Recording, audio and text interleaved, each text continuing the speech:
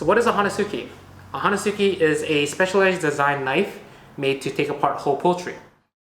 So these knives have a special shape to them, a fairly flat back spine to them. The tip of the knife actually drops down, and that helps with more accuracy when you're trying to go around knuckles and bones. The knife also has a little bit of a belly that makes it easier to slice through the breast meat. And the nice thing about these knives is they have a little bit of a heel to them. So these guys are able to cut through the knuckles, and you have a lot of knuckle space too as well. So we're going to go through a couple of shapes. The most common shape that you see here is knives that have just a 50-50 grind on both sides of the knives. These knives can be used for right and left-handed use.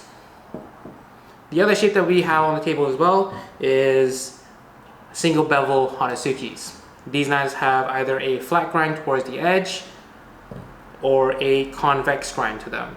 The other side of the knife is flat. If you didn't want to go for a Honesuki, you can always go for a petty knife. These guys are really useful because you can use it for other things as well.